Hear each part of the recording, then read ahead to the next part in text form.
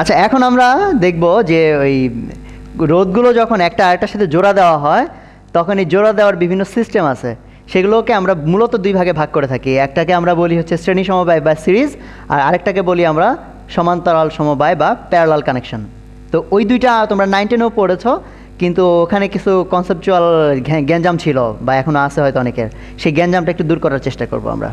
তো 9-10-এর বইতে যে সংজ্ঞাটা দেওয়া হয়েছে সিরিজের জন্য, শ্রেণী সমবায়ের জন্য, সংজ্ঞাটা ছিল এরকম যে একটা রোধের এক প্রান্তের সাথে আরেকটা রোধ, সেই রোধের অপর প্রান্তের সাথে যদি আরেকটা রোধ এভাবে যদি পর পর জোড়া দেওয়া থাকে, তখন এই ধরনের কানেকশনকে বা সমবায়কে বলা হয় শ্রেণী সমবায়। তো আমার একটু আপত্তি আছে এই সংজ্ঞাতে। কেন আপত্তি আছে?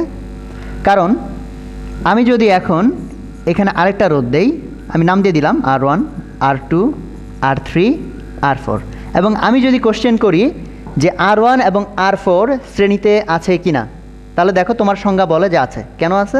কারণ R1-এর এক প্রান্তের সাথে R4-এর এক প্রান্ত, আবার R4-এর আরেক প্রান্তের সাথে R3, অন্য আরেকটা রোধের আরেক প্রান্ত, এইভাবে জোড়া আছে। কাজেই আমি এদের বলে দিতে পারি যে R1, R4 এবং R3 সিরিজে। কিন্তু অ্যাকচুয়াল অ্যান্সার হচ্ছে এরা সিরিজে নাই, R1, R4 সিরিজে নাই। আবার R1-এর এক প্রান্তের সাথে কিন্তু R2-এর এক প্রান্ত জোড়া নাই। বা অন্য আরেকটা সার্কিট দেখো, এটা R1, মাঝখানে আমি একটা সোর্স দিলাম, তারপরে এটা ধরো R2, এবং এখানে যদি আমি কোশ্চেন করি যে R1 এবং R2 এরা সিরিজে আছে কিনা, তুমি কিন্তু সংজ্ঞা মতো বলবা যে নাই। কেন নাই?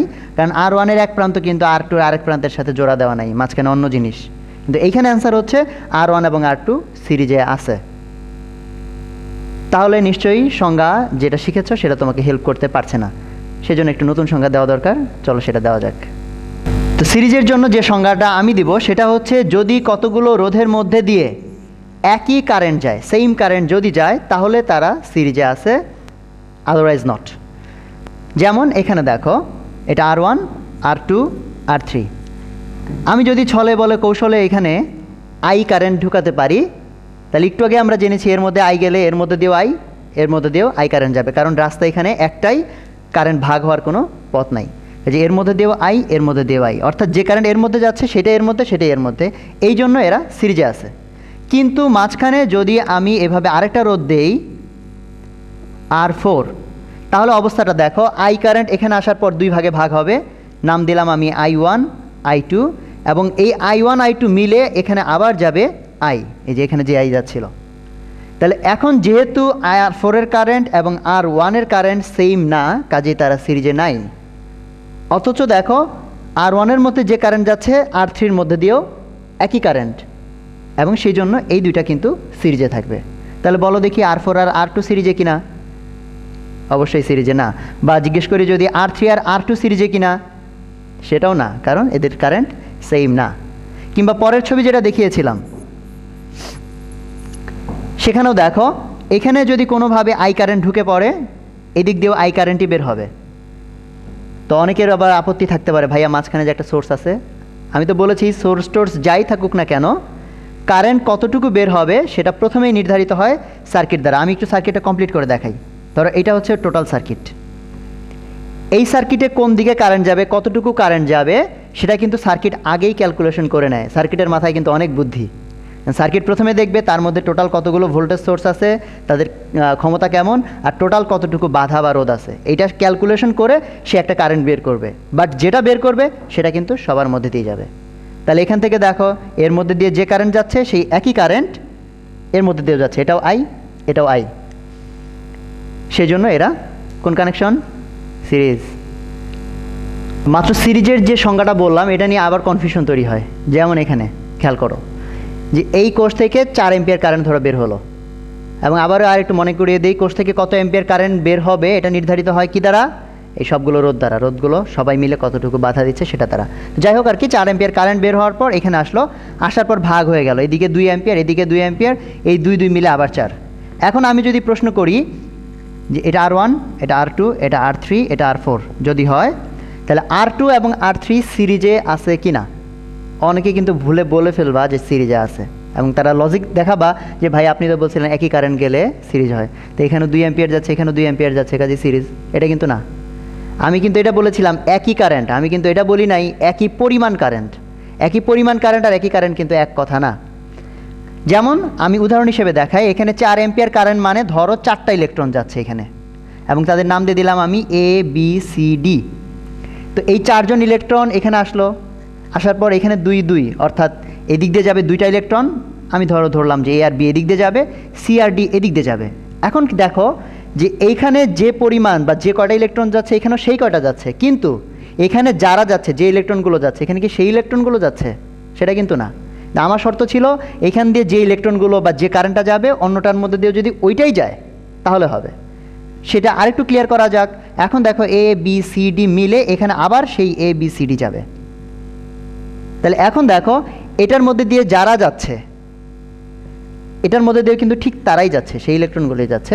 কাজে আমি বলবো এইটা আর এটা সিরিজে আছে, কিন্তু এটা আর এটা সিরিজে নাই। সিরিজের পর আসা যাক প্যারালাল কানেকশন, সমান্তরাল সমবায়। সমান্তরাল সমবায়ের সংজ্ঞাটা এরকম যে কতগুলো রোধের এক প্রান্ত যদি এক বিন্দুতে এবং অপর প্রান্তগুলো যদি অন্য আরেকটা বিন্দুতে জোড়া দেওয়া থাকে, তখন ওই সব রোধকে আমরা বলে থাকি তারা সমান্তরাল সমবায়ে আছে। এখন এখানে এই যে বললাম কতগুলো রোধের এক প্রান্ত যদি এক বিন্দুতে, এই যে যখন আমি বিন্দু শব্দটা বললাম তখন এইটা সম্পর্কে একটু ধারণা ক্লিয়ার করতে হবে, কারণ জ্যামিতিক বিন্দু আর ইলেকট্রিক্যাল বিন্দু এই দুইটা কিন্তু এক কথা না। এখানে একটা পয়েন্ট দিলাম আর এখানে একটা পয়েন্ট দিলাম, জ্যামিতিকভাবে এটা যে বিন্দু এটা কিন্তু সেই বিন্দু না, আলাদা বিন্দু, কিন্তু ইলেকট্রিক্যালি এই দুইটা বিন্দু সেম হতে পারে। তাহলে আগে শিখে নেওয়া যাক বিন্দুর সংজ্ঞা কী। বিন্দু কি বোঝার জন্য একটু এই সার্কিটটা দেখো। আমি এই ভোল্টেজ সোর্সের দুই প্রান্তের দুই বিন্দুর নাম দিলাম, এটা এ, এটার নাম দিলাম বি। জ্যামিতিকভাবে আমি যদি এখানে অন্য আরেকটা বিন্দু নেই তাহলে কিন্তু এইটা যে বিন্দু এটা সেই বিন্দু না, কিন্তু ইলেকট্রিক্যালি এটা যে বিন্দু এটাও সেই বিন্দু। তাহলে ইলেকট্রিক্যাল বিন্দুর সংজ্ঞা হচ্ছে যদি তুমি একটা সার্কিটের যে কোনো রাস্তা বরাবর আগাতে থাকো, সেই রাস্তায় যদি কোনো এলিমেন্ট এসে না পড়ে, যতক্ষণ পর্যন্ত এলিমেন্ট না আসবে। এলিমেন্ট মানে আবার কি? এলিমেন্ট মানে হচ্ছে এই যে তোমার রোধ, কোষ ইত্যাদি। যতক্ষণ পর্যন্ত এলিমেন্ট না আসবে ততক্ষণ পর্যন্ত তারা সবাই সেম বিন্দু। তাহলে এটা যদি এ হয়, দেখো এই রাস্তা বরাবর কিচ্ছু নাই, শুধু তার, কোনো এলিমেন্ট নাই, তাহলে এটাও এ, এটাও এ, এটাও এ, এটাও এ, এই পর্যন্ত এ। কিন্তু এই পর্যন্ত আসার পর একটা এলিমেন্ট চলে আসলো, কাজে আর এ থাকবে না, তখন অন্য কোনো নাম দিতে হবে। ধরো নাম দিলাম বি, তাহলে বি থাকবে, বি বি বি বি, কোন পর্যন্ত বি? এই পর্যন্ত বি। এই পর্যন্ত বি না, একটু ভুল হয়েছে, কিন্তু বি ধরা যাবে না। কেন ধরা যাবে না? কারণ হচ্ছে এই দিকে অন্য আরেকটা বি নামের বিন্দু আছে, তাহলে বি না ধরে আমরা ধরলাম সি। তাহলে এটা যদি সি হয়, এরকম যেতে যেতে যেতে যেতে এই পর্যন্ত সি। এটা যদি সি হয় এই পাশে আর সি হতে পারবে না, ধরলাম এই পাশে হবে ডি। এরকম এটা যদি ডি হয় এই পর্যন্ত ডি, খেয়াল করো এটাও ডি, এটাও ডি, কারণ এই রাস্তায় কোনো এলিমেন্ট নাই। এটা যদি ডি হয় এই পাশে আর ডি হবে না, ধরলাম ই হবে না, আবারও হয় নাই। কেন হয় নাই? কারণ এটা আসলে এই বিন্দু না, কারণ আগে থেকে যেহেতু এটা বি বলা আছে যে এটাও বি, এই পর্যন্ত হচ্ছে বি। এখন কি বোঝা গেল ইলেকট্রিক্যাল বিন্দু কি জিনিস? তাহলে আবার একটু দেখি সমান্তরালের ব্যাপারটা কেমন ছিল। এই রোধ, এই রোধ, এই রোধ। তাহলে দেখো এই রোধের দুই প্রান্তের আমি নাম দিয়ে দিলাম, এটা এ, এটা বি। এটা যদি এ হয় এটাও এ, এটাও এই পর্যন্ত এ। এটা যদি বি হয় এটা বি, এটা বি, বি।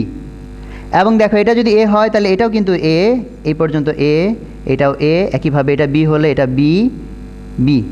অর্থাৎ দেখো এই রোধ তার দুই প্রান্ত এ বি, এই রোধ তার দুই প্রান্ত এ বি, এই রোধ তার দুই প্রান্ত এ বি। এরকম অনেকগুলো রোধের দুই প্রান্ত যদি কমন থাকে, কমন বিন্দু যদি থাকে, তাহলে তাদেরকে আমরা সমান্তরাল বলবো। যেমন এই জিনিসটাই যদি আমি এইভাবে আঁকি তখন অনেকে কনফিউজড হয়ে যায়।